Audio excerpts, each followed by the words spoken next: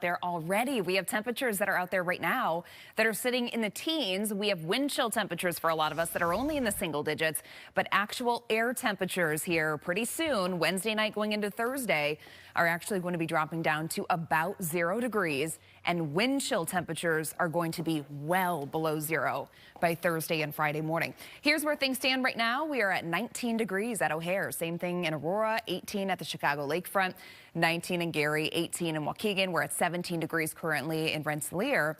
Now, your wind chill temperatures feeling more like the single digits for most of us. We have a wind chill of only 2 degrees in Valparaiso. It feels like 8 at O'Hare, 9 in Gary, 7 in Chicago Heights, feeling like 13 in Joliet. That's one of our warmer spots out there this afternoon.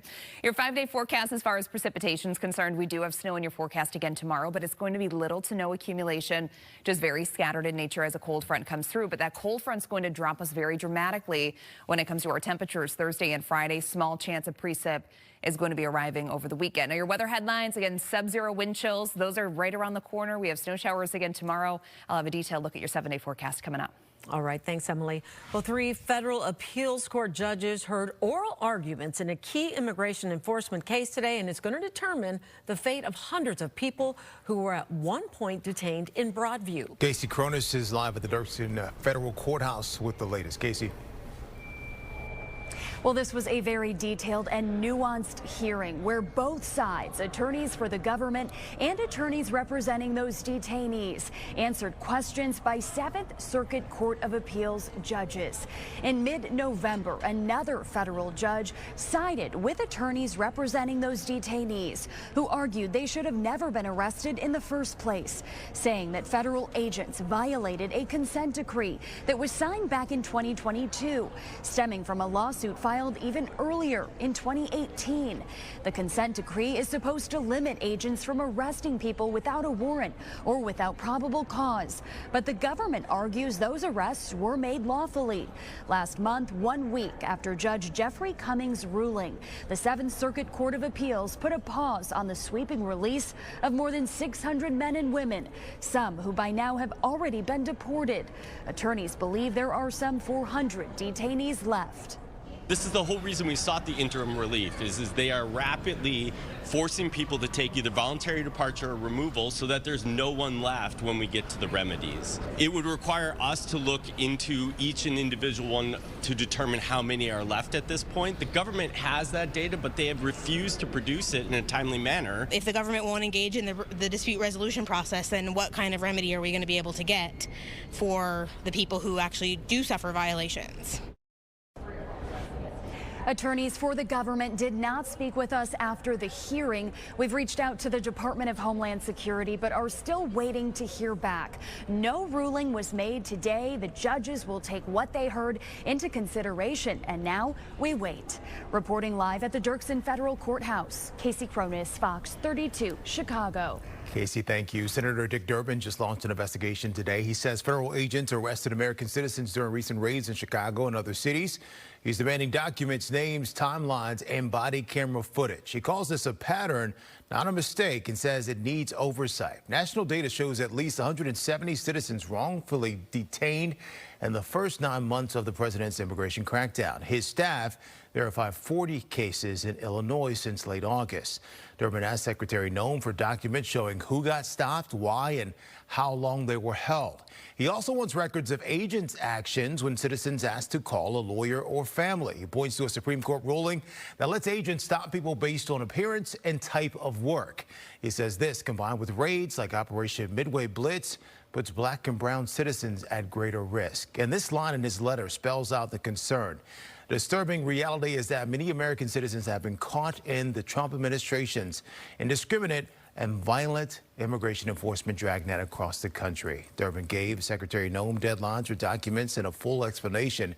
She has not responded yet, and he has already had her commitment to testify under oath. So this investigation sets the table for that hearing, and this could lead to new restrictions on federal raids. And new at 4 today, the man accused of shooting 2 National Guard troops last week pleads not guilty. He appeared on video from his hospital bed before a judge. 29-year-old Rahmanullah Lakanwal is an Afghan national. He was also shot and injured. 20-year-old specialist Sarah Beckstrom was killed. 24-year-old Staff Sergeant Andrew Wolf is still recovering. We're learning more this afternoon about a couple who ended up delivering their baby in their pickup truck after Franciscan Health sent them home. This is the first time we're actually hearing that 911 call that they made when they realized their daughter was coming right then. Tia has been following this story from the beginning, has the latest on this. Tia. We do want to warn people, Sylvia and Terrence, that what they hear may be a little disturbing because you actually can hear the baby coming into the world. We spoke with the parents before, and now we're hearing what they lived through in real time. Mercedes and Leon Wells say they pleaded for help before being told to leave Franciscan Health in Crown Point. Tonight, we've obtained the chaotic 911 call made as the contractions intensified. You can even hear the moment the baby was delivered. Lake County 911 operator 558. What is the location of your emergency? My wife's having a baby, and I'm in a car driving to the hospital. I'm sorry? My wife is in labor. The 911 call stretched 9 minutes and 32 seconds, a lifetime for a family already failed by a medical system. What you hear is the Wells family panicked. Behind the wheel, Leon Wells is driving north on I-65. He was doing what no father should ever have to do, pulling over on the side of the highway to help his wife Mercedes deliver their daughter Alina. The dispatcher urged them to stay put, but with no medical help coming, Leon had to make a terrifying choice: keep his family on the shoulder of a busy interstate or drive towards safety. Fearing what could happen to a newborn delivered in the cold in unsanitary roadside conditions, Leon took off, getting onto 8094 westbound, racing to Community Hospital in Munster, Indiana, where Mercedes and the baby were cared for over the course of several days. This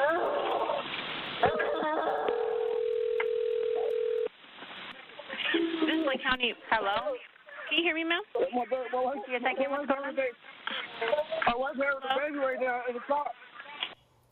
So that's when that baby came into the world. You could hear Mercedes there in agonizing pain.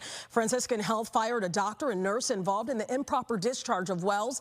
Representative Robin Kelly introduced the Wells Act in honor of Mercedes. The bill urges hospitals and birthing centers to implement safe discharge plans. As for baby Alina, she is 2 weeks and 2 days old today, is developing just fine. So that's some good news out of a very chaotic situation. Sylvia and Terrence. Thanks, Tia. We have breaking news to tell you about. Newly sworn-in Chief Judge Charles Beach says he is forming a committee focused solely on reviewing Cook County's electronic monitoring program. He says it aims to improve transparency and communication between law enforcement agencies. Preliminary results from the committee are expected at the end of January.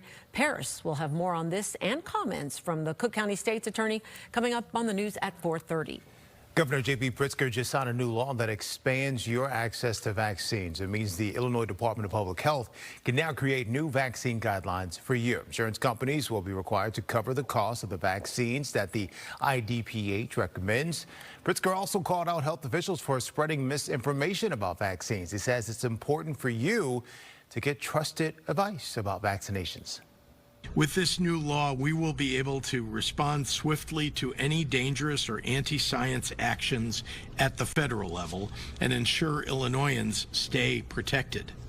The new guidelines start right away, and the full law takes effect January 1st. And Inglewood Community Center is getting a big donation from Cook County this Giving Tuesday. Ada S. McKinley Community Services will receive close to $1 million to open a youth crisis stabilization center. The center will help provide accessible mental health services for youth across the city, including a mobile crisis response team. The team will be available to provide emergency mental health help 24 hours a day. We are proud to support the new Ada McKinley Youth Crisis Stabilization Center, a place of refuge for youth in crisis, a safe, supportive place to go when folks feel like the walls are closing in. Now, to donate to the center's efforts, you can visit adasmckinley.org/give. Chicago City Council will likely ban hemp products with THC, just like Congress did last month. Scott Schneider is here now with what we know ahead of this big vote. Scott. Well, Sylvia and Terrence, several of Chicago's most successful commercial producers of THC and CBD products are asking council to vote no on the proposed ordinance that bans the sale of cannabis-infused hemp products.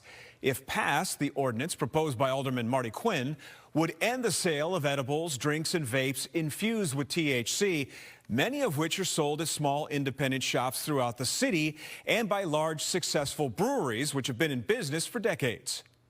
Unfortunately, this ordinance, it pains me to say it could possibly lead to job cuts here at the brewery if we're no longer allowed to produce, possess, or even make these products.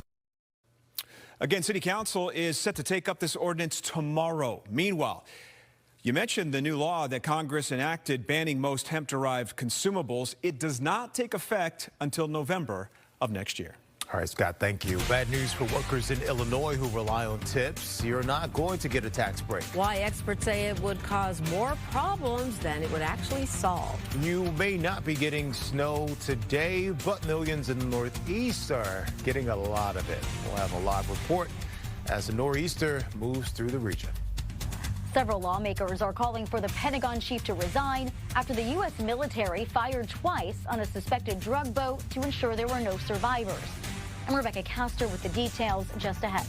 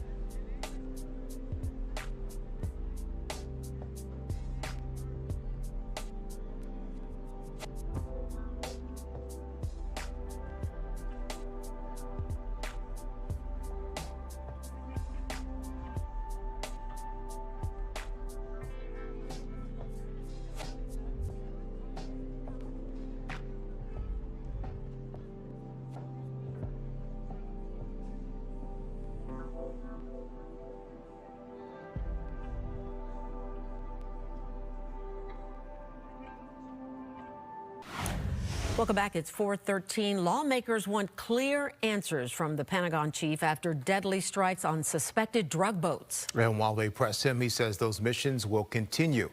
Rebecca Castor has this update from Washington. Criticism for War Secretary Pete Hegseth is piling up after a report surfaced last week that the U.S. military conducted a follow-up strike on a suspected drug boat to kill survivors in the water. I did not personally see survivors, but I stand because the thing was on fire.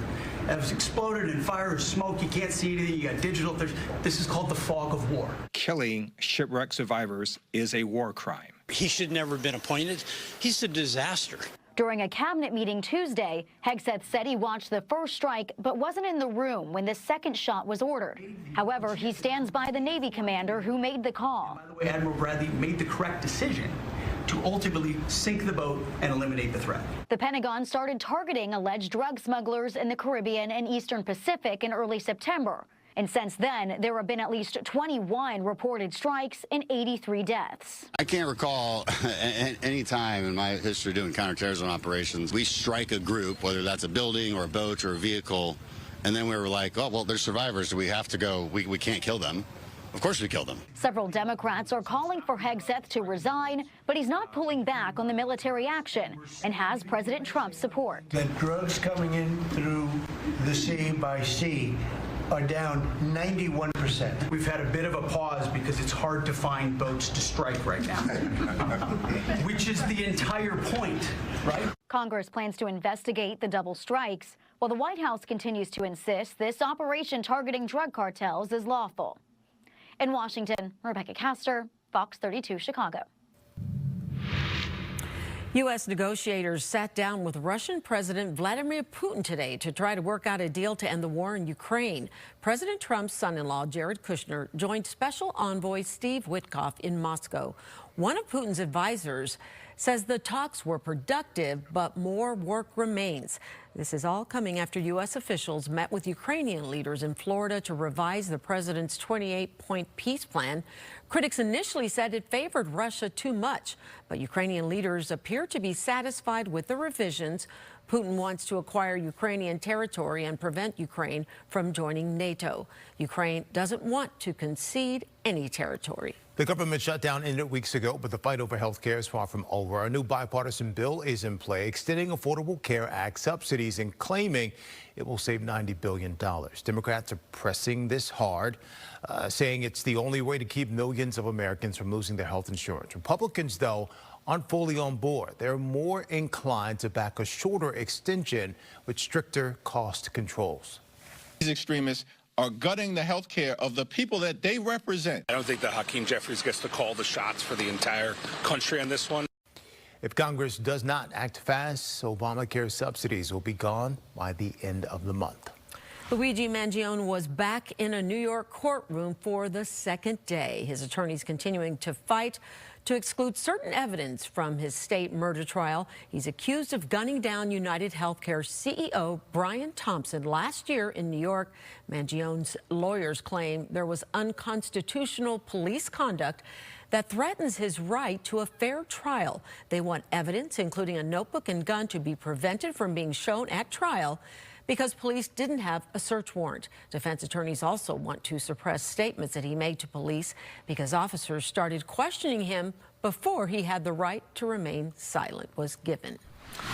The trial for two Major League Baseball pitchers charged in a betting scandal will begin in May.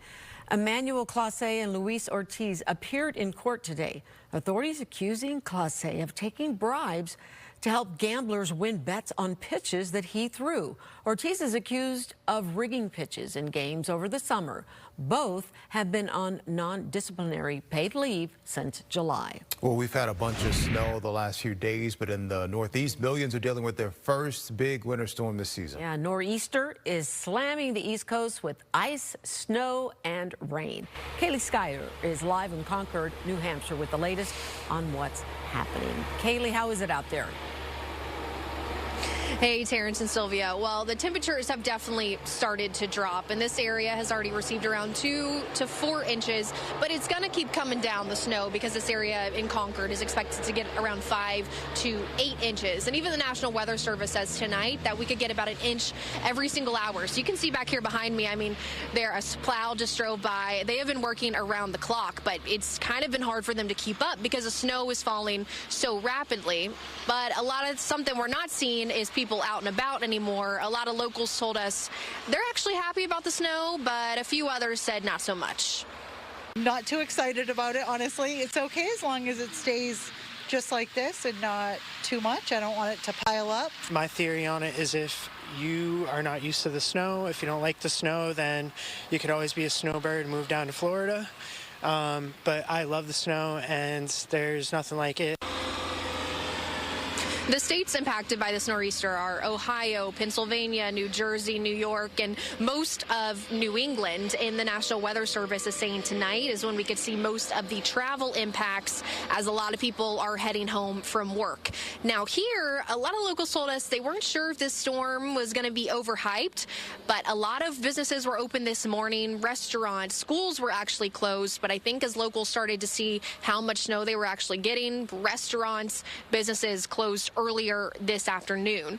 Now, the State Department of Transportation is warning locals. We know we live in New Hampshire. Snow is expected here, but it's been a couple of years since there's been a big snow. So they're telling people on your way home today, make sure to be safe. The roads are going to be slick. And it's good news here because we haven't seen many cars on the road now. It kind of looks like a ghost town. It's very different from than it was just a few hours ago. But the snow is supposed to wrap up here later tonight or early tomorrow morning.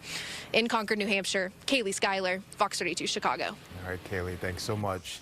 I got to give a shout out to the ladies and gentlemen, all the peoples at Midway Airport. Yes. Oh, yes, you just came from there. I just had a flight back last night, late last night, but they got snow operations down packed there. Yeah. Like very impressive. Okay, so you're thanking them, and I was thanking the city of Chicago on Saturday because, Emily, am I right? The city, the downtown area, they were so quick to clear the streets. So it was quick. very impressive. Yeah, they got it down. Yes, they do. Got it down to a science. You know, and especially with the storm that we just had move through over the weekend, you know, the city of Chicago, we picked up over 8 inches of snow in less than 24 hours.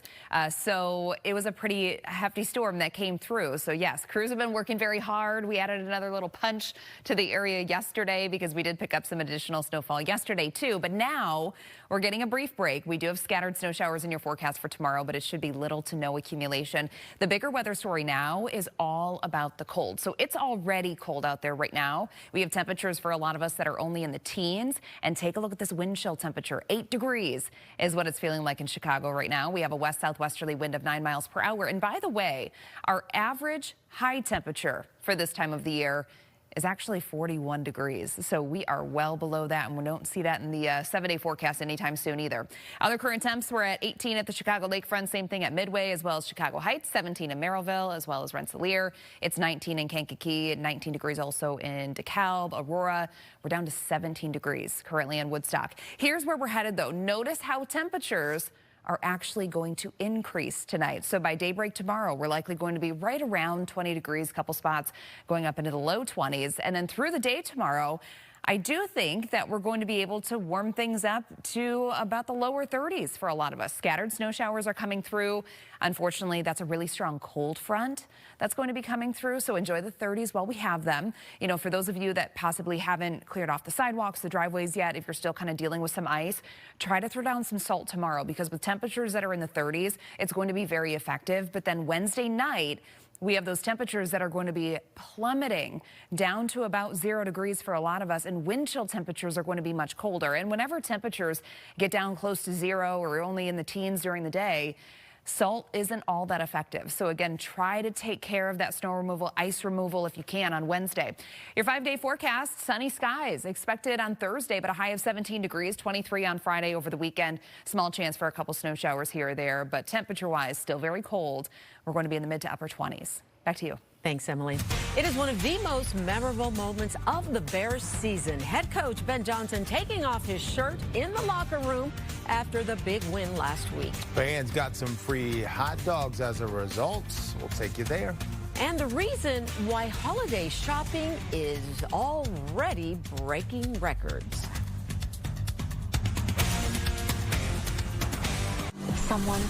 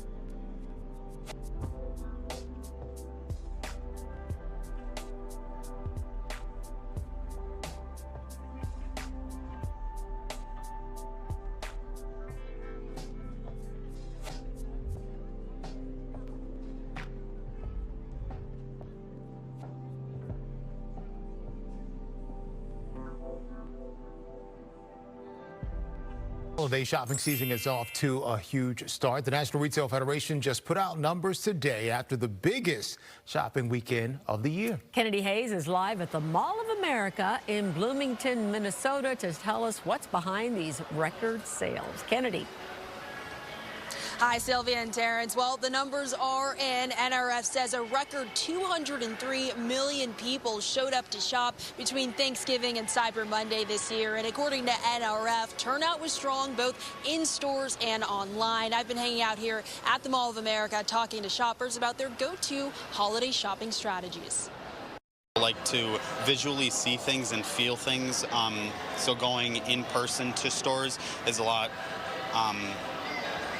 is more fun for me, I'd say. I don't really shop in person most of the time because I kind of get scared of the stores, but I do a lot of online shopping. But a lot of the times the deals are still here, so coming after Black Friday is kind of my strategy.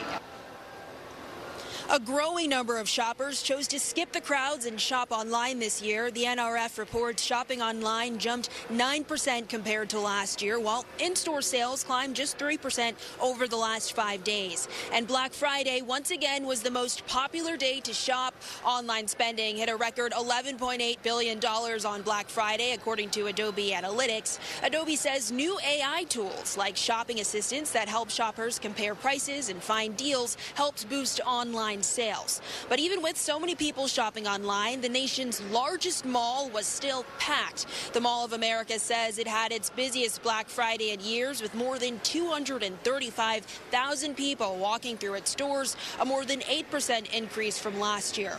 And mall officials say some shoppers even skipped their turkey dinners altogether, camping out for as long as 16 hours before the mall opened on Black Friday. Retailers offered flash Black Friday deals ranging from 30 to 60% off, and top gifts included clothing, toys, and electronics. Whether you're window shopping or you're going online through whether it's search engines or AI tools, you're just looking for ideas. And I think it's great to be able to take a look at all of those to really find the perfect gift for everyone on your list, and then be able to come to brick and mortar and be able to shop and get it in person, because we have a very short window this year for this holiday season. It is December already, and so people are going to have to quickly find those perfect gifts. And according to NRF, people are only about halfway done with all their holiday shopping this year. So a lot of shopping still left to do. And if you haven't started it all yet, no worries. Many retailers do offer those deals throughout the entire month, with the next biggest shopping day coming up the Saturday before Christmas. In Bloomington, Minnesota, Kennedy Hayes, Fox 32 Chicago. Thanks for that, Kennedy. Changes are coming to electronic monitoring, the issue getting a whole lot of attention after a woman was burned on a CTA train. The Cook County State's Attorney weighs in on the controversy. And a big holiday tradition is back at Soldier Field. We are live at the 100 Black Men of Chicago's annual toy drive. If you want total health care from a provider you trust, hi, Blair. Hi. Right in the palm of your hand, if you want soup, sweatpants, and zero in-person contact.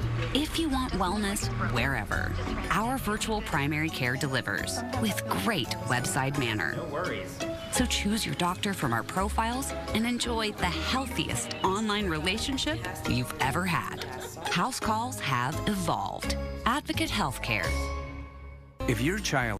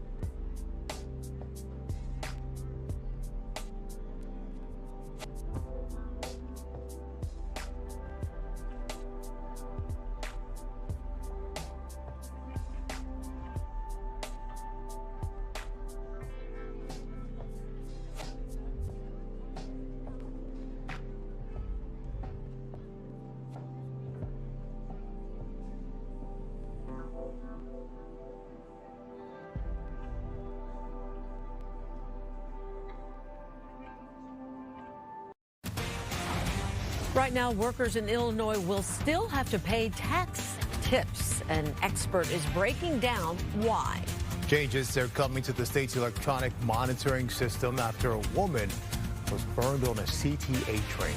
And the 100 Black Men of Chicago toy drive is kicking off this evening at Soldier Field. But first, we got to talk about the weather. Yeah, let's head on over to Emily to find out just how cold it's going to get. Emily? Well, even colder than what we have out there today. And here's the live view right now. A little bit of fog out there. And as we know, temperatures are below the freezing mark, which means that any untreated surfaces could become a tad slick out there. So just be mindful of that during the afternoon and evening commute home. Temperature-wise, many of us are only in the teens currently. It's 19 degrees at O'Hare, same thing in Gary, 17 in Merrillville, 19 degrees now in Michigan City, same thing in DeKalb. It's 20 in Morris, 19 in Kankakee, still at 23 degrees, one of our warmer spots over in LaSalle, but it's actually feeling like the single digits because of a southwesterly breeze that we have. But that wind, that's going to be ramping up tonight, gusting as high as about 25 miles per hour. But you probably noticed that your low temperatures tonight are actually warmer than where a lot of us are right now. That's because we're going to see rising temperatures. So I think by midnight, most of us are going to be right around 20 degrees, warming into the low to mid 20s by daybreak tomorrow. And then we're actually going up into the 30s tomorrow. So if you're heading out and about during the afternoon, you could be running into a few scattered snow showers, but temperatures are going to be right around the freezing mark. Soak it up, because we have pretty big changes ahead. Sub-zero wind chills Thursday morning when we wake up. High temperatures in the afternoon are only going to be in the teens. Back to you. Changes are coming to the Cook County Court System's electronic monitoring program. State's Attorney Eileen O'Neill Berg spoke about the program's challenges, and the system's new chief judge is vowing to take urgent action. Political reporter Paris is in the newsroom with the latest on this. Paris? Yeah, Sylvia and Terrence, State's Attorney Eileen O'Neill Berg says she believes the county is safer thanks to some of the changes that she has brought to the office, like more aggressively seeking pretrial detention for a wider range of violent crimes. But she made no bones about the fact that the public is not safe in her mind if someone deemed a threat is released onto electronic monitoring rather than being held in jail. And the comments come as brand new Chief Judge Charles Beach announces a crackdown on the program today. It has between 2,000 and 25 people on electronic monitoring on a given day, much of the time with no way to police anyone who violates it. Now, Burke says her attorneys have been instructed to seek detention behind bars if someone is thought to be a threat, and she hopes judges agree. It's not my preference. If somebody is a danger, I do not want them on electronic monitoring. So, but if they're not a danger and a judge doesn't feel comfortable releasing them, that it's almost like a split the baby kind of thing. If we're asking for detention, judges will say, well, I don't want to detain him, but I'm not going to just release him. I'll put him on electronic monitoring. And that's a false equivalency. It makes people feel safe, and they are not safe.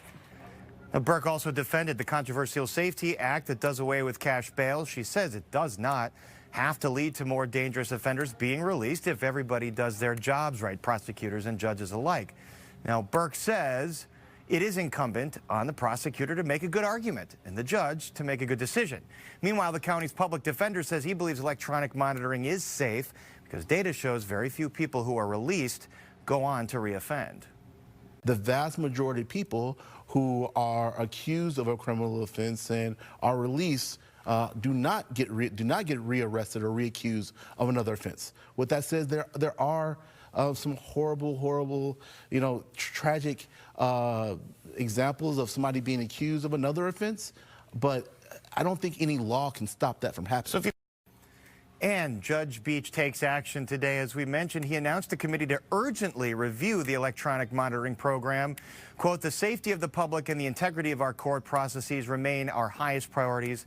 We are committed to a transparent, evidence-based review that enhances accountability, improves coordination, and reinforces the public's trust in our justice system. O'Neill Burke reiterating today that the biggest problem here is who will police somebody if they are found to be in violation of electronic monitoring. That is something, hopefully, that this new committee will work out. Judge Beach says those results will be available by January. Sylvia? All right. Thanks for that, Paris. Major changes now in effect for food benefit recipients. The new rules for SNAP benefits raise the cutoff age to 64, and recipients must now work, volunteer, or participate in job training for at least 80 hours a month. Those who don't can only receive benefits for 3 months in a 3-year period. The new rules also end previous exemptions for many homeless people, veterans, and young adults aging out of foster care. This is all part of the federal effort to cut alleged fraud system-wide. Have found thousands and thousands of illegal use of the EBT card. We have been moving people off of SNAP. We've got almost 700,000 people, I think, we've moved off. He asked them to cut $186 billion from SNAP in the one big ugly bill, literally ripping food from the mouths of hungry children, seniors, and veterans. They did it. According to the Congressional Budget Office projections, the new conditions could lower the average monthly number of recipients by roughly 2.4 million over a decade. Recipients who don't meet the new requirements could begin losing their benefits as early as March. If you work for tips and you were hoping for a break, Illinois is not giving you one. The state rejected the federal no tax on tips rule from the One Big Beautiful Bill Act. This rule would have let service workers like servers and bartenders deduct up to $25,000 in tipped income from federal taxes for 2025 through 2028. Illinois says it's keeping tips taxable because the state can't afford to lose that revenue. An expert from the Tax Foundation says this exemption could cause problems with the tax system. Whenever you selectively preference one group of taxpayers over others, without adjusting the budget or adjusting spending, you're just shifting the burden onto another group. We see this, as you mentioned, in property taxes, and we're seeing this here. Maine and Washington, D.C. are also skipping this exemption.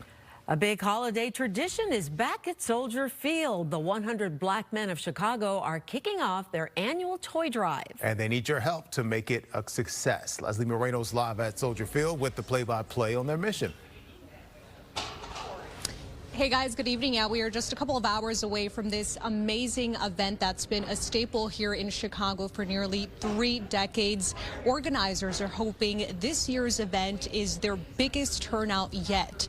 Tonight's focus is community mentorship and making sure hundreds of children in Chicago get a Christmas gift this year. For nearly 30 years, the 100 Black Men of Chicago have used this toy drive to support families in need, and organizers say the impact grows every year. Organizers say donated toys will be distributed throughout Chicago neighborhoods, focusing on families facing financial hardships this season.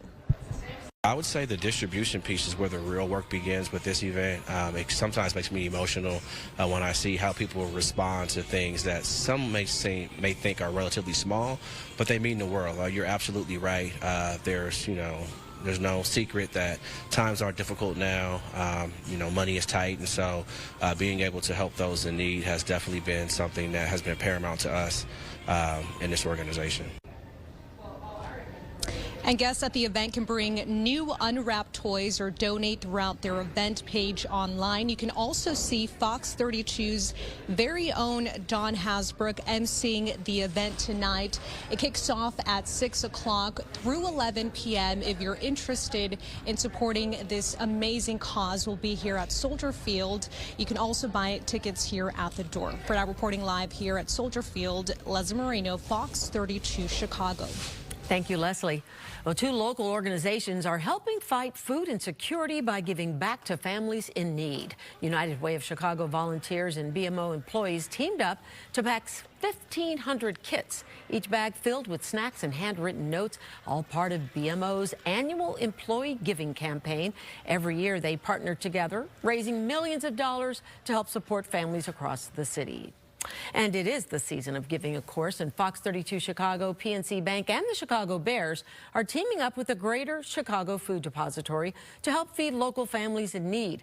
Now is the perfect time to make that donation. Every dollar you give now will triple to provide 9 meals. You can help out by going online to chicagosfoodbank.org.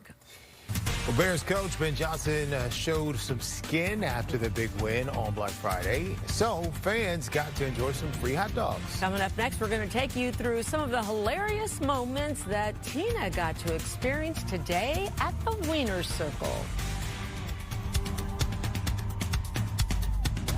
I grew up on a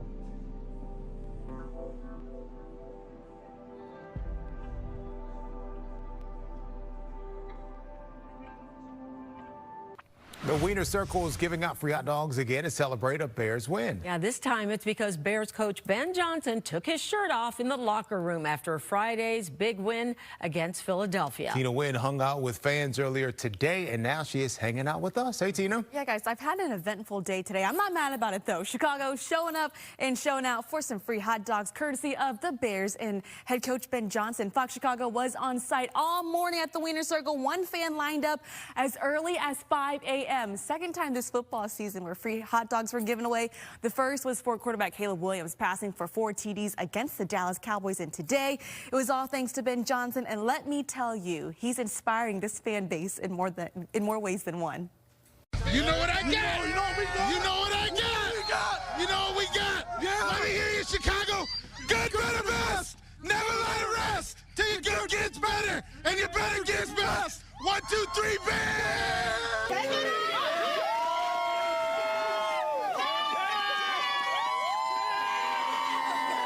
Let's go!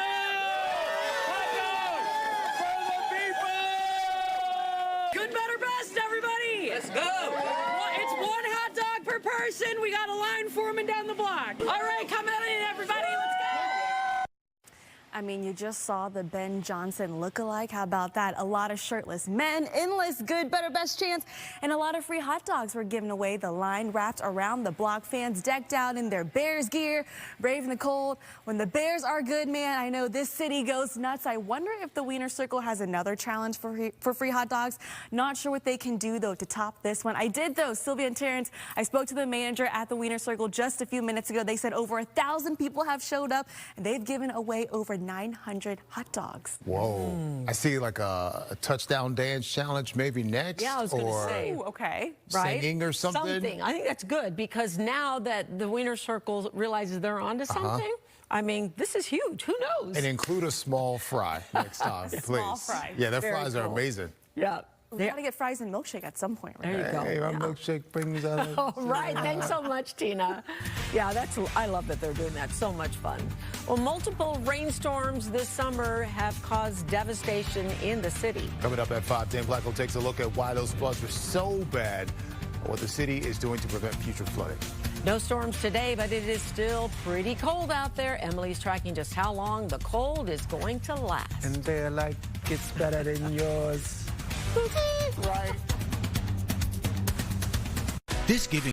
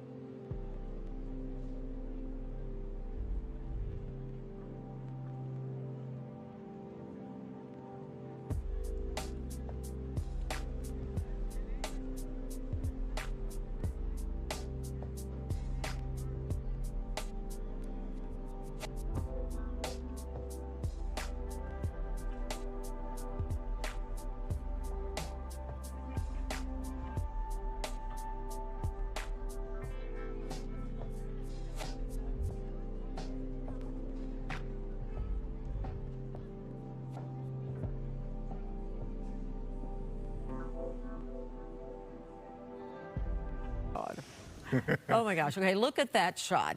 It's kind of pretty though, isn't it? It is In its kind own of way, pretty, right? You know what's Yeah. not pretty about it though? What? That the temps are so cold and Yeah. this fog can actually be freezing fog. Ooh, so freezing fog. Yes, meaning that when it encounters surfaces, any untreated surfaces, they can become a little slick out there. Dangerous, yeah. Yes, so you know, for folks that are driving around, if the road looks wet, it very well could be a little slick out there. Walking around, I still noticed. Yeah, I still noticed today there were a lot of sidewalks that are still very icy. And I do have to say, if you have ice on your sidewalks, your driveway, whatever it may be, try to take care of that on Wednesday when temperatures are right around the freezing mark, because salt's going to be very effective on Wednesday. Because by Wednesday night, it's going to get very cold. Temperatures are going to plummet to around 0 degrees. And when you get to be that cold, salt really isn't that effective any longer. And we're looking at very cold conditions late this week. So your wind chill temperatures right now, many of us are sitting in the single digits. It's, again, very cold out there, and it's going to stay that way. Tonight, we actually have rising temperatures, but lows tonight are still expected to be well below average, with a lot of us rising to the low to mid-20s by daybreak tomorrow. We're in the low 30s for your high on Wednesday, still about 10 degrees below normal. On Thursday, we're only in the teens for highs, spending Friday and Saturday in the 20s. And then we're going to be right around 30 degrees on Sunday. Looking beyond Sunday, this is your temperature outlook from Monday through Friday of next week. still strongly favored to see those below normal conditions. Satellite and radar, things are fairly quiet for now. We are kind of locked in with that cloud cover again. We do have a little bit of fog out there as well. Futurecast taking us throughout the rest of tonight. We're going to have those southwesterly winds helping to boost the temperatures a bit. Tomorrow morning, waking up in the 20s. We do have a small chance for a couple scattered snow showers along with a cold front moving through, and that cold front is going to cool us down in a really big way. We are looking at lows right around 0 on Thursday morning. Clear skies, so a lot of sunshine, but even with the help of all of that sun, temperatures are only going to warm up into the teens Thursday afternoon. For tonight, 20 degrees, which is actually a little bit warmer than a lot of us are right now. So warming temperatures, I expect to be in the low 20s right around midnight. Overall gusts as high as about 25 miles per hour. 7-day forecast tomorrow, 32, 17 and sunny on Thursday. Friday, cloudy skies, 23 degrees. We're still in the 20s come Saturday. Sunday, small chance for a couple stray showers. Temperatures are going to be right around 30. We'll be right back.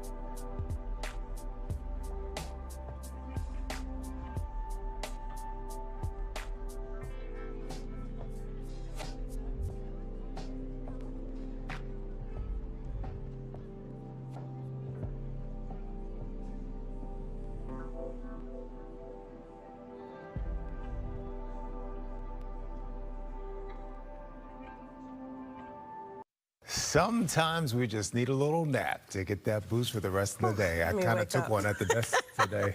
But when is the best time to do it, and how long should you snooze for? Talker research found most Americans prefer to take a nap at around 2 in the afternoon. That's when you're working, so maybe you're on par with something. Working from home.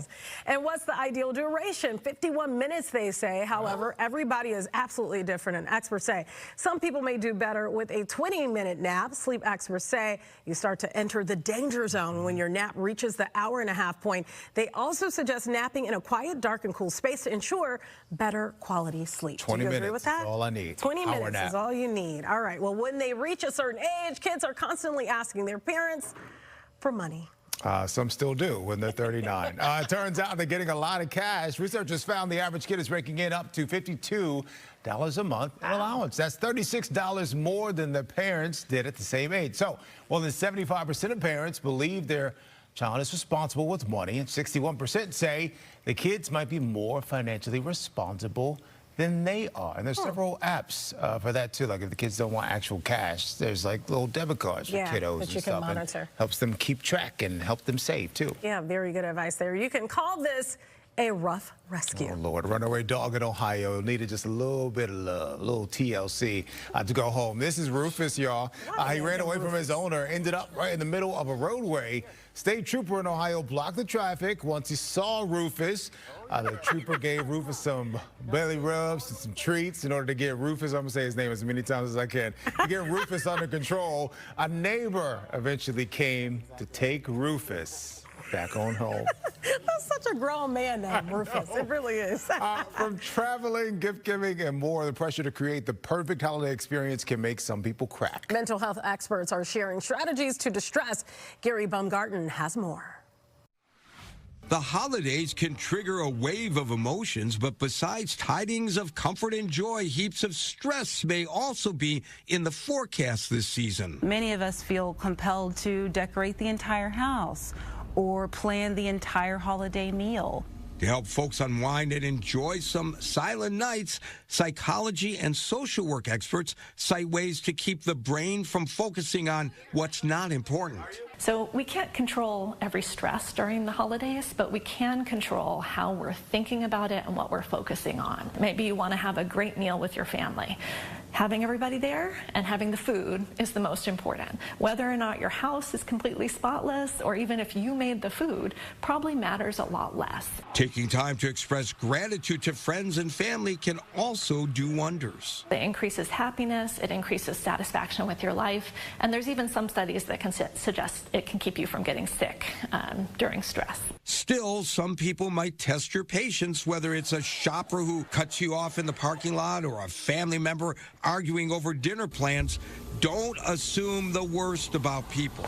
If we engage in charitable attributions, we assume that they're rushing, they have some crisis that they're dealing with, and that's why they did the negative thing. We can forgive the situation and just let go of it. Meanwhile, it's important to also look out for signs of burnout in yourself and others this season. Some of those are sleep disturbance, overeating of food, or possibly taking in substances that are unhealthy. Gary Baumgarten, Fox News.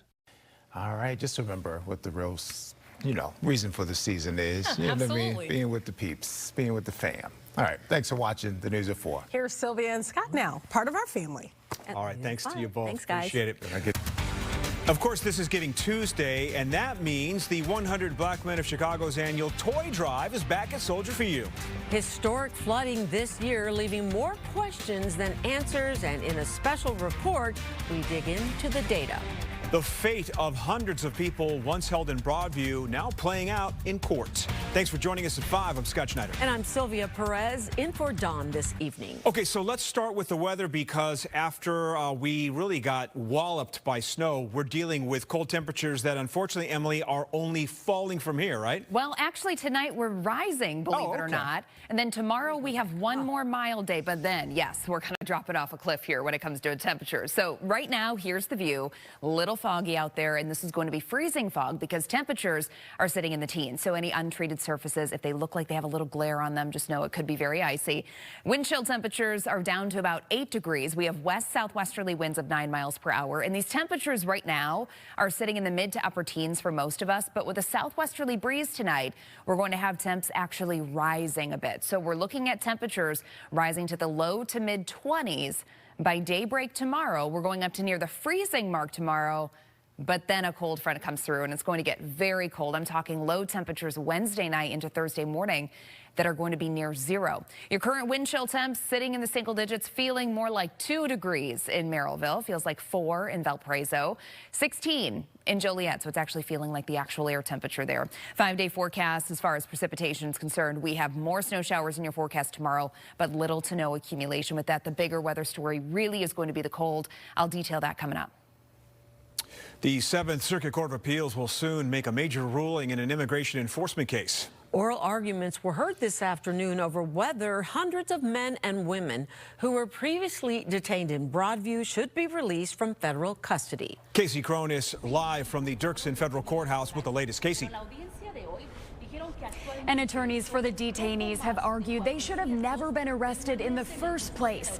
A judge last month sided with them, but the government appealed that decision. And that's what brings us here today. 3 appeals court judges heard from each side for about 20 minutes, asking very technical questions about the consent decree this case is based on and its interpretations. The consent decree was signed in 2022, but originates from a lawsuit filed in 2018. It's meant to limit agents from arresting people without a warrant or without probable cause. The government argues the arrests they made during Operation Midway Blitz were lawful. And last month, 1 week after Judge Jeffrey Cummings ordered the release of more than 600 people, the appeals court put things on pause. Attorneys from the National Immigrant Justice Center are fighting that stay and say the government arrested a portion of those people using administrative warrants or I-200s, but they did not have the authority to arrest others. The problem that we are saying has happened with that form is that it has certain requirements about how it's filled out and who can sign off on it. They were filling out these forms, they were taking blank ones into the field, they were filling them out in the field while the person was already in handcuffs in the back of a squad car or in their own car, and they were filling out the form. And the person who signed off on it may or may not have been a supervisor. They may or may not have been able to review the information in the form to ascertain whether or not it was correct. Attorneys for the government did not speak after the hearing, and we are still waiting for a response from the Department of Homeland Security. There was no ruling issued today. The judges will take what they heard into consideration, and now we wait for their opinion to be issued. Reporting live at the Dirksen Federal Building, Casey Cronus, Fox 32, Chicago. A new federal investigation now targets the arrest of American citizens during recent immigration raids. Senator Dick Durbin says federal teams swept up dozens of people who had every right to be here. Terrence is here with what he's confirmed tonight. Terrence. Yeah, Senator Durbin formally opened this investigation today. He says federal agents picked up U.S. citizens during immigration sweeps in Chicago and other cities. And he wants a full accounting of how often this happened and who approved these tactics. Durbin says his team counted at least 40 wrongful detentions in Illinois since August. He also points to national figures of 170 wrongful detentions in the first 9 months of the president's crackdown. His investigation demands records on every detention, every stop, and every use of force. And he also wants to know how long citizens were held and whether agents followed any oversight rules. This is how he frames the urgency in his letter. The disturbing reality in that many American citizens have been caught in the Trump administration's indiscriminate and violent immigration enforcement dragnet across the country. Today on the Senate floor, Durbin called on his Republican colleagues to stand up against the administration's immigration campaign. What if this Midway Blitz comes to your state, your hometown? What's stopping the president from sowing fear there, conducting lawless raids in your cities? It's up to all of us to denounce this kind of conduct. Durbin wants answers from Secretary Noem by set deadlines, which he says start the oversight process. The outcome could range from public hearings to new limits on federal tactics. We'll be watching for the response and the timeline that follows, Scott. All right, Terrence, thanks for that update. New tonight, a Hanover Park police officer back at work after being detained by ICE. Officer Radul Bukovic was detained on October the 15th, adding to the debate over ICE arrests across the area. Hanover Park PD maintaining Bukovic was fully authorized to work and cleared all background checks when he was hired earlier this year. He was released on bond. His work authorization has not changed. He'll be back or will be back paid for the time that he was placed on leave.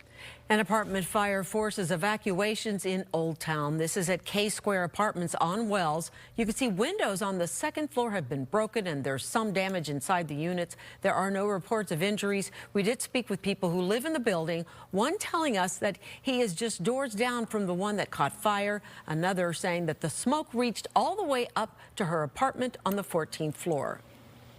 I heard some commotion going on in the hallway. There was some folks yelling there's a fire. Very unusual for the building, so I checked. I just popped my head out the door real quick, and there was just a wall of smoke that started coming in, and I knew we had to get out. I was sitting here at my desk working, and next thing you know, it smelled like a campfire, and the smell came on pretty strong, so I immediately knew something was wrong. Opened my door. hallway's already smoky. Grabbed my shoes and jacket and ran to the stairwell, and you couldn't even see a foot inside the stairwell. It was completely filled with smoke. The man who lives down the hall says he heard the alarms coming from the unit that was on fire, but the woman says she didn't hear any alarms and even started tying up her sheets just in case she needed to escape out the window. No word tonight on the cause of that fire.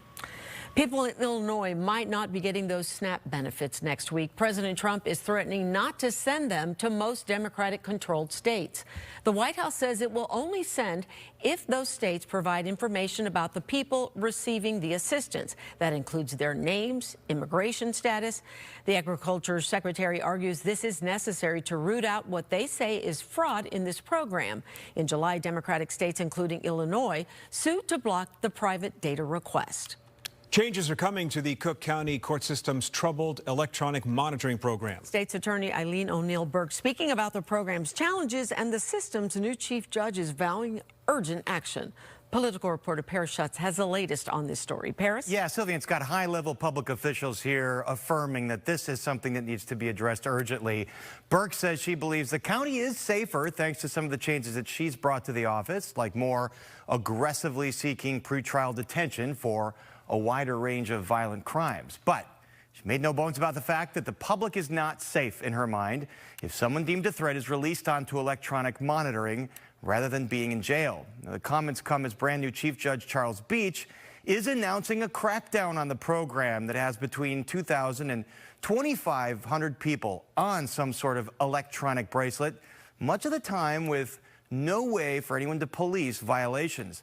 Now, Burke says her attorneys are instructed to seek detention behind bars. If someone is thought to be a threat to the community, she hopes, this doesn't always happen, she hopes judges agree. It's not my preference. If somebody is a danger, I do not want them on electronic monitoring. So, but if they're not a danger and a judge doesn't feel comfortable releasing them, that it's almost like a split the baby kind of thing. If we're asking for detention, judges will say, well, I don't want to detain him, but I'm not going to just release him. I'll put him on electronic monitoring. And that's a false equivalency. It makes people feel safe, and they are not safe.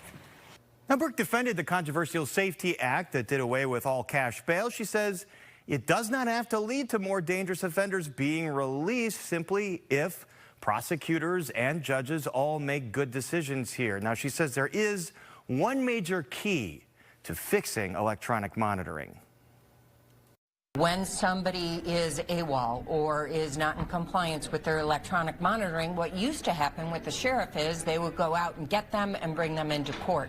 The personnel under the chief judge's office are pretrial services officers. They are not law enforcement. They cannot go and arrest someone. There is no standardized protocol. Sometimes a pretrial services officer might have 20 alerts before they bring a violation. Sometimes it's 5. There's no standard involved. So, yes, I think we need to make sure that there is a law enforcement component of if somebody is not in compliance to have the ability to go and get them. And as if on cue, Judge Charles Beach, the new chief judge, seems like he will address that very thing. He says there will be a committee to, quote, urgently review the electronic monitoring program. Quote, the safety of the public and the integrity of our court processes remain our highest priorities.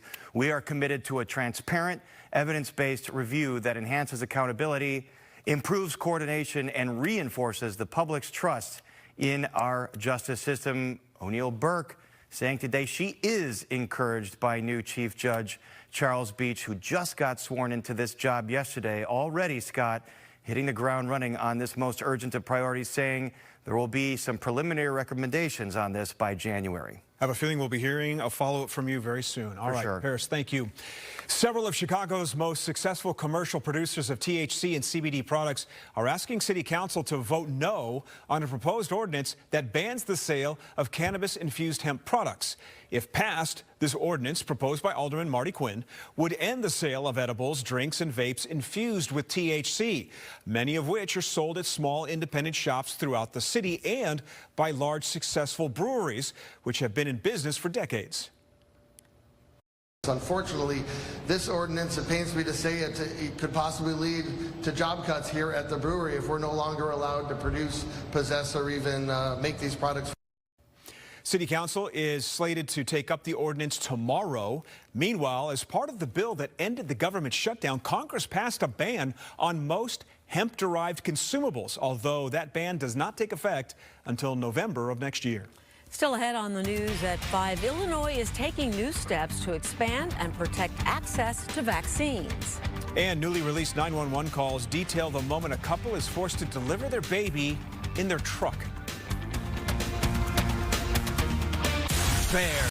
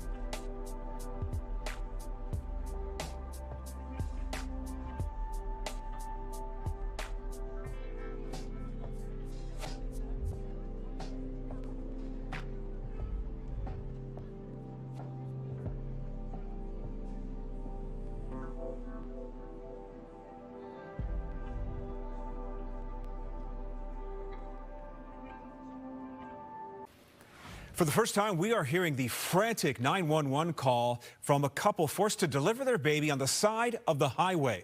Our Tia Ewing has been following this story from the very beginning and joins us in the newsroom with details. Well, Scott, you're right. Leon and Mercedes Wells, they say they pleaded for help before being told to leave Franciscan Health in Crown Point. And tonight we've obtained the chaotic 911 call made as the contractions intensified. You can even hear the moment the baby is delivered.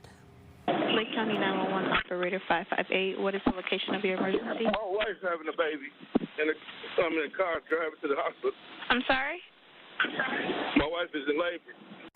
The 911 call stretched 9 minutes and 32 seconds, a lifetime for a family already failed by a medical system. What you hear is the Wells family panicked. Behind the wheel is Leon Wells driving north on I-65. He was doing what no father should ever have to do, pulling over on the side of the highway to help his wife Mercedes deliver their daughter Alina. The dispatcher urged them to stay put, but with no medical help coming, Leon had to make a terrifying decision: keep his family on the shoulder of a busy interstate or drive towards safety. Fearing what could happen to a newborn delivered in the cold and unsanitary roadside conditions, Leon took off, getting onto 8094 westbound, racing to Community Hospital in Munster, where Mercedes and the baby were cared for over the course of several days.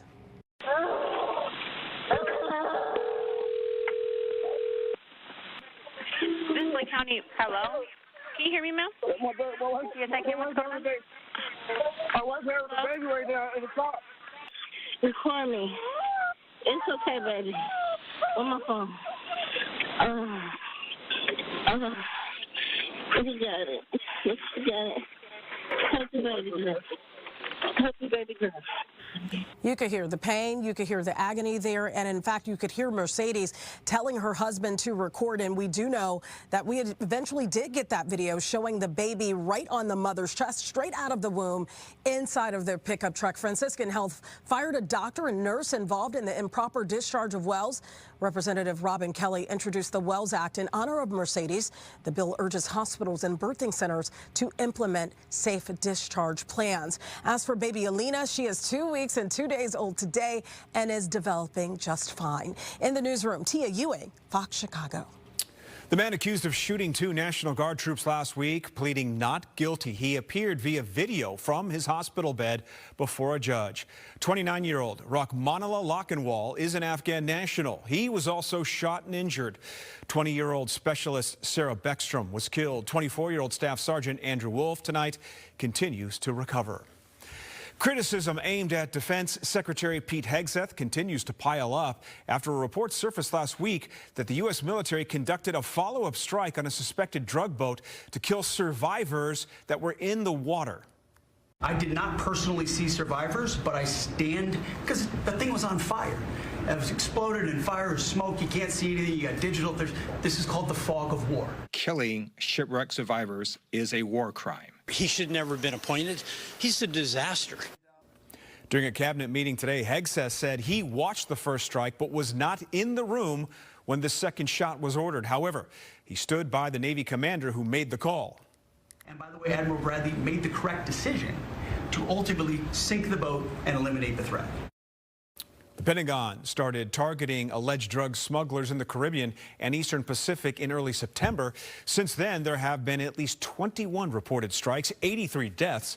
Several Democrats are calling for Hegseth to resign. Congress plans to investigate the double strikes.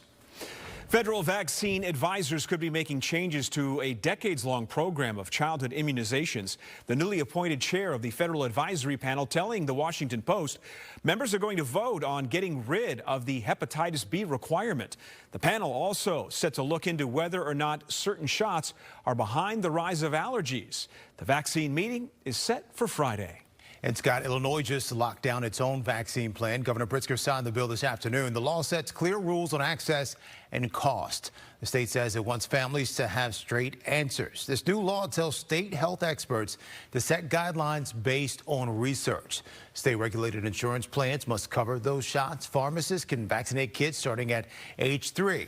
The goal, keep care easy to find and easy to afford. The governor says this keeps advice rooted in science. Here's what he said when he signed it.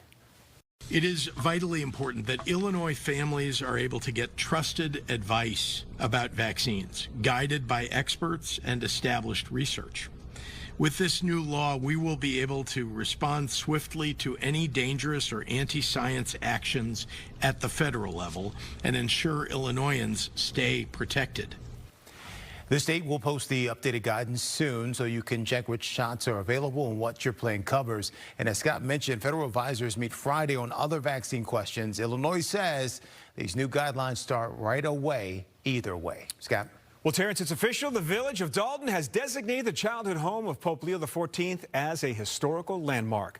They purchased the house earlier this year, as we reported, for $375,000. Pope Leo, born Robert Prevost, spent his childhood in that home on East 141st Place until 1969. All right, let's again focus on the weather because, Emily, it is bone chilling out there.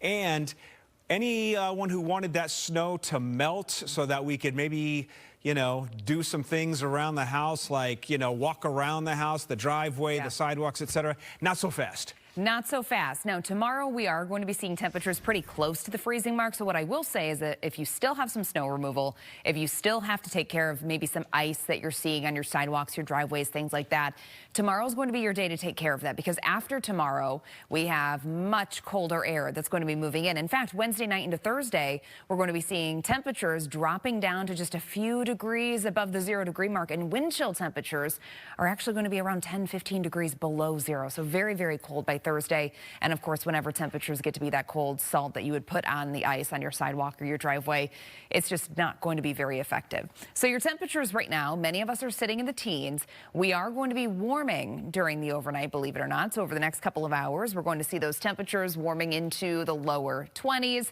I think by daybreak, a lot of us are going to be right around the low to mid 20s. And then we have a cold front coming through. A couple stray snow showers going to be possible as well, but little to no accumulation with that. And again, your high temperatures tomorrow are going to be right around 32. 17 for the high on Thursday. Lots of sunshine. We're down to the 20s on Friday. By Saturday, 29, mostly cloudy, and a small chance of snow again on Sunday. We'll be right back.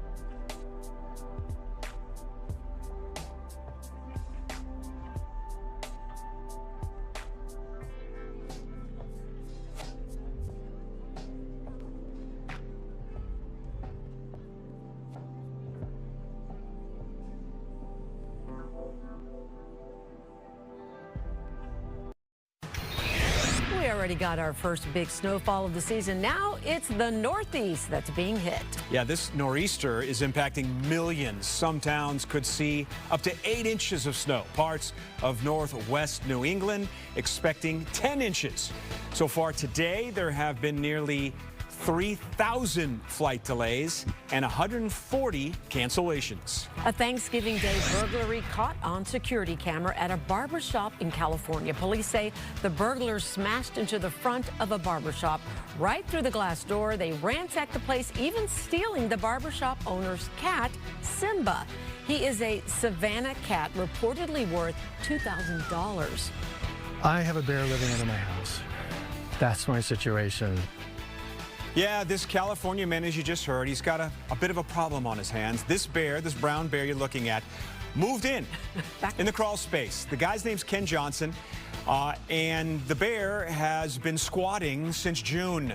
So far, neither police nor wildlife officials have answered Ken's call for help. So Ken's just rooming with the brown bear for now, who likes to rummage through Ken's trash, leaving quite the mess.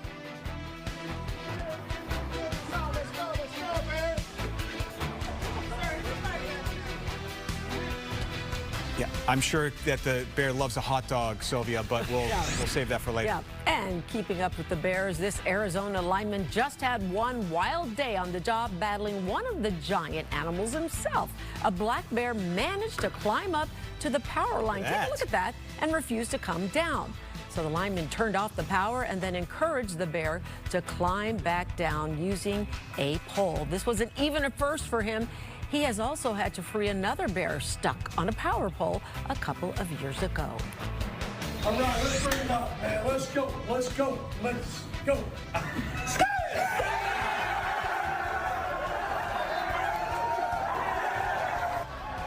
Oh, I think this is going to be a fad now. I think so. This is the coach of Embry-Riddle in Florida showing off his chest, doing a little dancing after the team pranked him with a delayed celebration. The moment well deserved. The coach, Steve Ritter, just earned his 800th career victory, 5th most amongst all active college coaches. He's been at the same school for 37 years. Good for him. Yeah.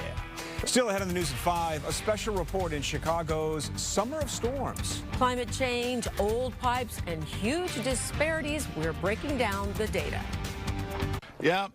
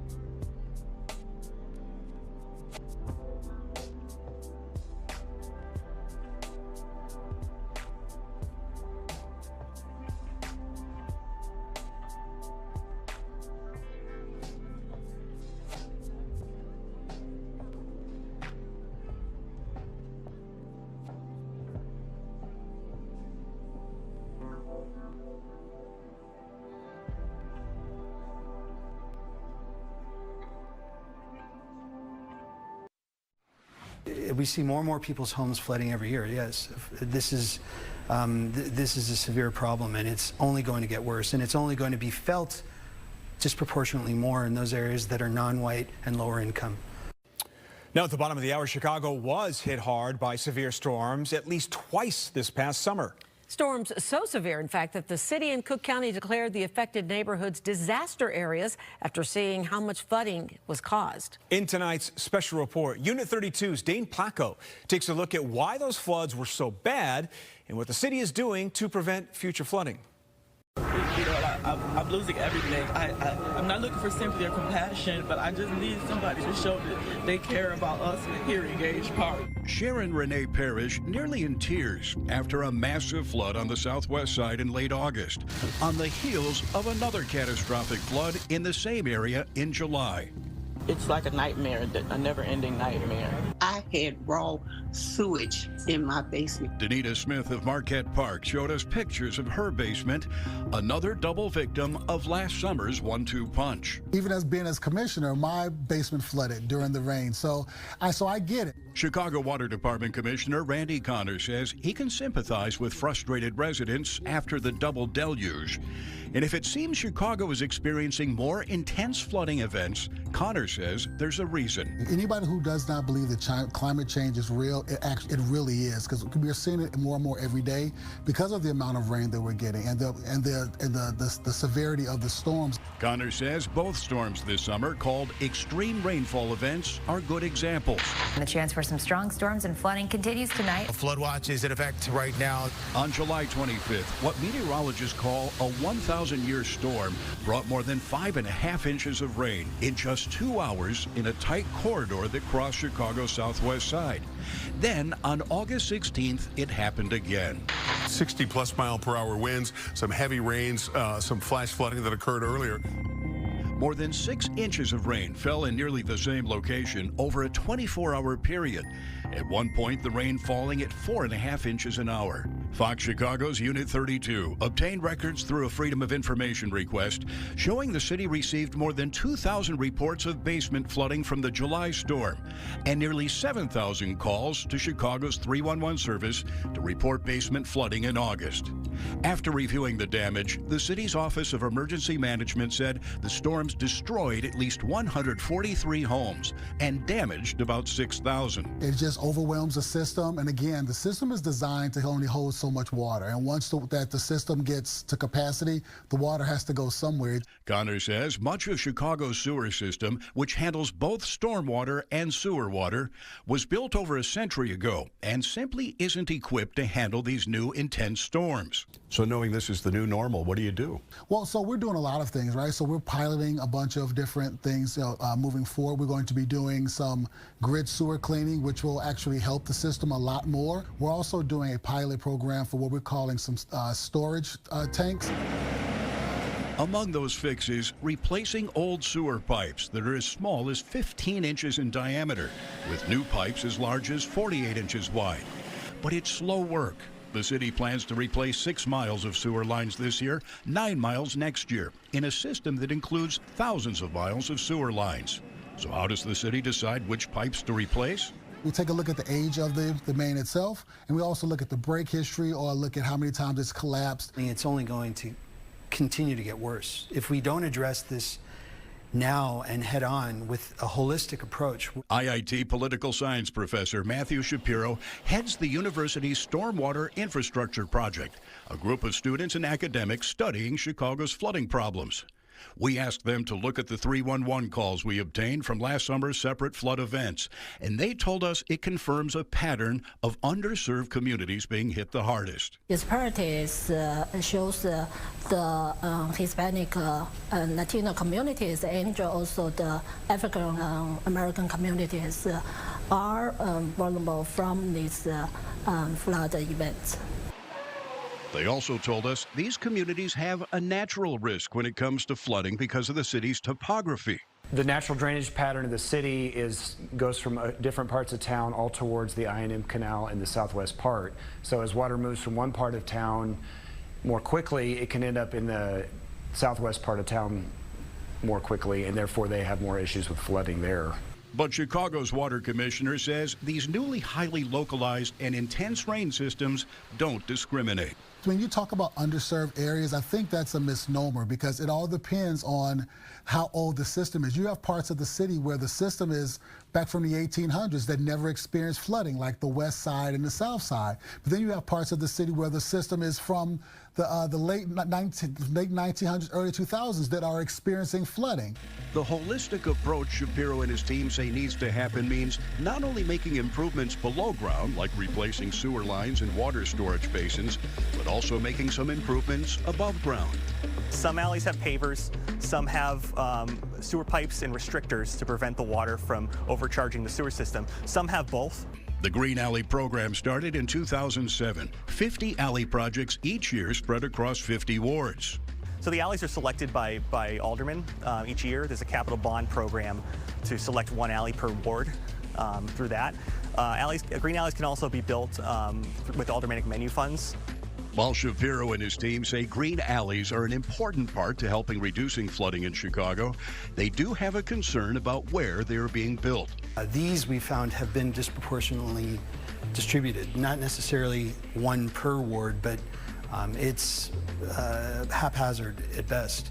Unit 32 looked at the location of the city's nearly 500 green alleys and found the 40th ward on the north side has the most, 35. But just 3 green alleys in the 15th ward where last summer's flooding occurred. The 9th ward doesn't have any. Not every alley needs this green alley treatment.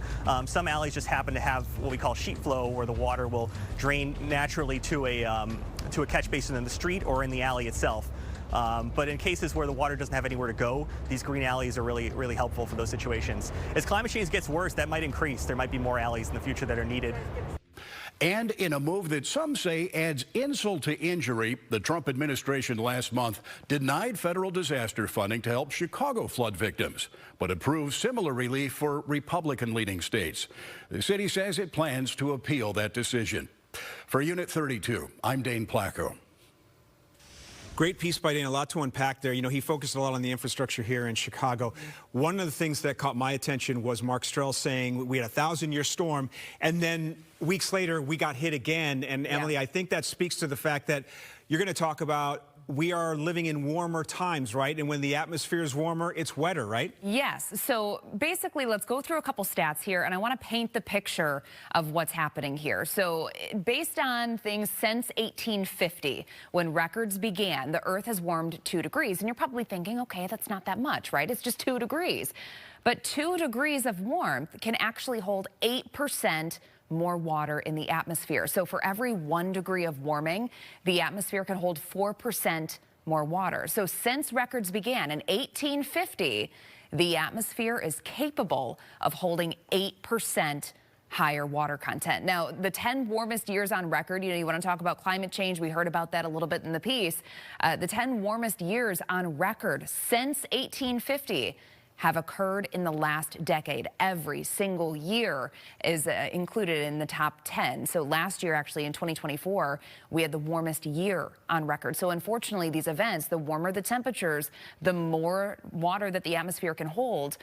These events, unfortunately, they're going to become a little more common. Now, let's switch gears here. We're going to talk about the cold, what's taking place the next couple of days. Temperatures outside right now, we're sitting in the teens, 22 degrees in Joliet. It's now 19 in Aurora, same thing at O'Hare, 17 in the Chicago lakefront. We're at 16 only in Valparaiso as well as Merrillville. But you're probably wondering, okay, why is tonight's temperature actually warmer than where we are right now? Because we're going to see rising temperatures. So we have southwesterly winds currently. We're going to see southwesterly winds, 10 to 20 miles per hour, wind gusts as high as about 25 miles per hour.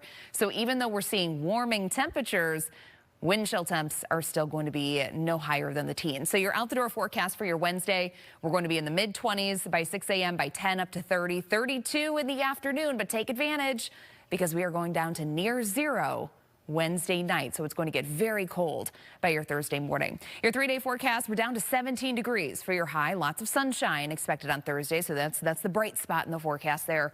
And then by Friday, we're going to be mostly cloudy. High temperatures are going to return to the 20s. We'll be right back. Fox.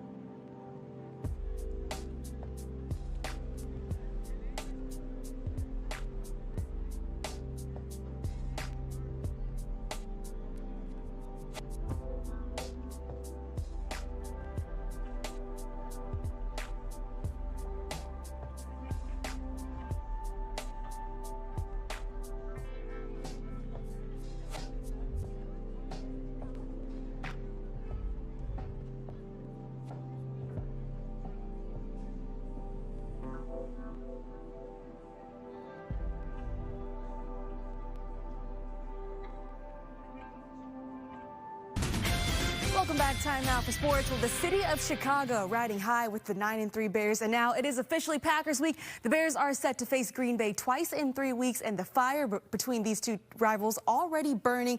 It's a battle for the top spot in the NFC North. Cassie Carlson on why this rivalry means more on Sunday. Despite being on a 5-game winning streak, the Bears know everything goes out the window when they face the Packers. Ben Johnson said every week is its own story, and going into Green Bay is one that means more than a lot of the others. You love rivalries. I've been in some cool, fun rivalries throughout my career so far, whether it's NFL or college. And so they're always fun. They always come down to, it's an emotional game. It always comes down to, the final minutes. This is a huge week for this organization, this city. Obviously, there's a lot of history behind the Bears and the Packers. Personally, I'm not trying to make it anything more than what it is. This is a different team, a different season, and we're going into it, I would say, all guns blazing, ready and prepared. We're coming from a rivalry that's similar. I wouldn't say it's the same, but I know it's hatred. Johnson said Green Bay might have the best defense they've seen all year, pointing out their pass rush and safeties play. But he also believes in his quarterback to help his team win games. He continues to get better each and every week, and I couldn't be more pleased with how he played last week. And I know what the stats say. Throw those out the window. He's doing a really good job managing the ball game, and that's step number one for the quarterback. When it's time to go make plays, when it's time to maybe make a comeback, or when it's time to put the game away, those times come. But when throughout the whole game, throughout 1 through 3, and part of the fourth, it's being able to make consistent plays. Jalen Johnson continues to feel more like himself after returning from core muscle surgery week 13. Excited to be part of the culture building inside Hallis Hall. It's something that really can't be described right now, but we're just really going through it, and that's why we don't really take too much of what everybody's saying on the outside and just trying to remain tunnel vision until we get to the end. And the Bears could be getting back reinforcements on defense with linebacker TJ Edwards back on the practice field, but no official injury report until Thursday. At Hallis Hall, Cassie Carlson, Fox 32 Sports. Thanks, Cassie. Well, Michigan State introduced Pat Fitzgerald as their new head football coach today. Fitzgerald was clear from any wrongdoing stemming from the Northwestern hazing investigation. Fitzgerald is a Big Ten guy at heart and says that's a big reason why he wanted this job so much. I'm a Midwest guy. I'm a Big Ten player. I've grown up in Big Ten football. Michigan State would obviously be an incredibly desirable football program for any head football coach in the country. I'm just so grateful and I'm so thankful. Our family is, and there'll be no more motivated coach to get this program where it needs to be than I will be compared to anywhere else in the country, I promise you that. Well, the crowd was massive, the energy was wild, and the Ben Johnson effect is in full swing here in Chicago. The Wiener Circle handing out free hot dogs today, all thanks to Ben Johnson taking his shirt off after the Bears win against the Eagles. Multiple fans, though, took a page right out of Ben Johnson's playbook. Take a look. You know what I got? You know what we got? You know what I got? You know what we got? Yeah. Let me hear you, Chicago. Good, better, best. Never let it rest till your good gets better and your better gets best. 1, 2, 3, Bears! Take it out!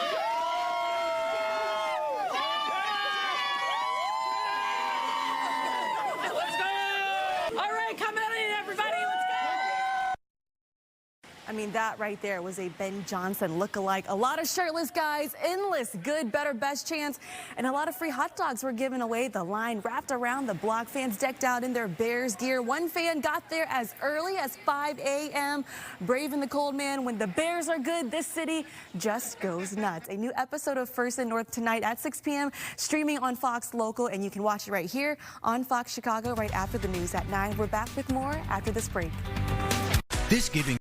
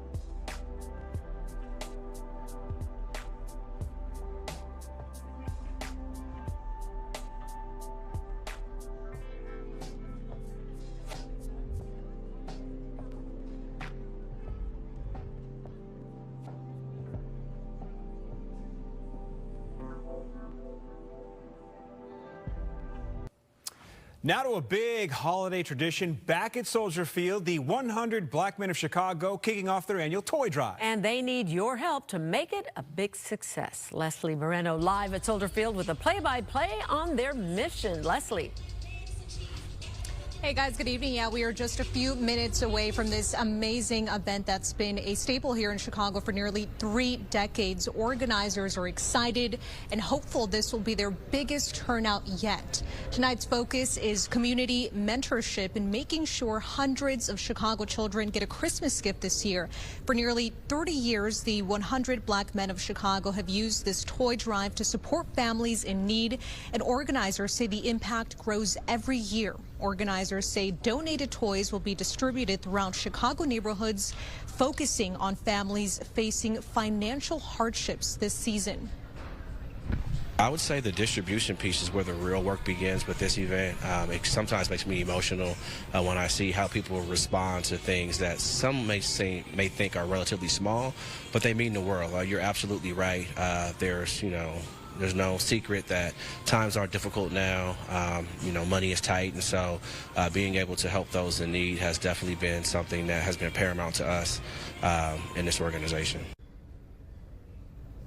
And guests at the event can bring new unwrapped toys or donate through the event page online. You can also see Fox 32's very own Don Hasbrook emceeing the event tonight. It kicks off at 6 o'clock, so in just a couple of minutes here through 11 p.m. If you're able to and can stop by here at Soldier Field to support this amazing cause, tickets are available at the door. We'll toss it back to you guys in the studio. All right. Thanks for that, Leslie. How about that? Okay, it is cold, and it's only going to get colder, right? After a very brief warm up. So tonight, actually, we're seeing warming temperatures out there right now. It's very cold. We're sitting in the teens to near 20 degrees. But we do have a southwesterly breeze. That's going to help to kind of bring in some slightly warmer air during the overnight. Right now, it's 19 degrees at O'Hare. Same thing in Aurora, 15 at the Chicago lakefront, 16 in Valparaiso, it's 18 in Waukegan, 17 in Kankakee, and we're down to 13 degrees currently in Merrillville. But of course, we have a breeze too, which is sending wind chill temperatures into the single digits for a lot of us. But again, temperatures tonight going to have a slow warming trend. I think by daybreak tomorrow, most of us are going to be in the low to mid 20s, and then we're on our way into the 30s during the afternoon. But here's what I'm going to say about tomorrow. This high of 32, it's still close to 10 degrees below average for this time of the year. And for those of you that still have ice on your sidewalks, maybe your driveways, try to take care of that tomorrow. Of course, we're going to be warming to about the freezing mark. If you have salt to put down, it's going to be very effective tomorrow. But Wednesday night into Thursday, that's when that salt is really no longer going to be that effective, because low temperatures are going down to about 0 degrees. Wind chill temps are going to be down to about 10 to 15 degrees below zero Thursday morning. And your high temperatures in the afternoon, they're only expected to be around 17 degrees. Then we're in the 20s for a couple days, and we have a shot at 30 degrees again by Sunday. But this is your temperature outlook from Monday through Friday of next week, from the 8th through the 12th. And we're still strongly favored to see below average conditions. But do you see this warmer air that's beginning to build off to our west? Hopefully, for the second half of December, we're going to start to kind of even the playing fields here. So it's going to be a little bit warmer for us, hopefully. Satellite and radar. Things are quiet for now, but we are dealing with some areas of fog beginning to develop. So that, of course, is going to be freezing fog with temperatures that are in the teens to near 20 degrees. So any surfaces that look like they're wet, if they're untreated, they're going to be slick out there. Futurecast taking us throughout tonight. We are going to see partly to mostly cloudy conditions tomorrow morning, waking up to temps in the mid-20s. Cold front's going to come through, possibly bringing a couple stray snow showers for us, but little to no accumulation with that. I think the bigger weather story is going to be when that wind direction changes, and then it gets very cold going into your Thursday. But fortunately, we're going to see a little bit of sunshine on Thursday. For tonight, rising temperatures, southwesterly winds gusting as high as 25 miles per hour. 7-day forecast. Thursday's our cold day, 17 degrees for your high. Back down to about 2 degrees for our overnight low Friday morning. Then mostly cloudy skies Friday through this upcoming weekend. Small chance for a couple flurries on Sunday. We'll be right back. Fox 30.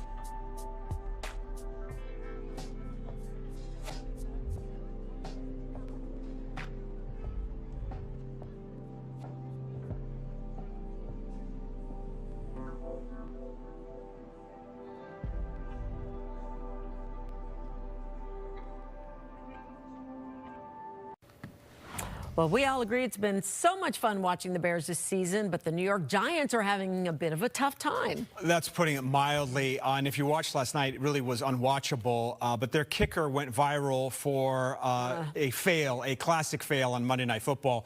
So check it out. Here it is, going for the field goal, and yeah, missed the ball, hit the grass, never made contact. And then it became a comedy of errors. The guy trying to hold the ball after the miss, gets up, tries to throw it. This one was never close. The Giants lose this one badly. They've got the worst record in all the NFL. And Emily, it wasn't even snowing there. It wasn't even snowing, but boy, I'm kind of concerned for his ankle. And his toe. Yeah. Yeah, it looked... And that video close-up, and it's being shown over and over and over again. Poor guy. Rough week. Yes. All right. Okay. 7-day forecast. Bundle up. Yep. Bundle up. Tomorrow, 32 degrees. We're going to have a chance of scattered snow showers in the afternoon. Then it gets very cold. Scott's super excited about this. We're going down I cannot wait. You've doubled our low on Friday. It was going to be 1 in the morning, and I went with 2. Thank you. Things are improving, everybody. We're in the 20s going into this upcoming weekend. All right. Thanks for joining us at 5. Yeah, now you can stream us on your smart TV with Fox Local. We are on all the streaming platforms. Family Feud is next. Good night.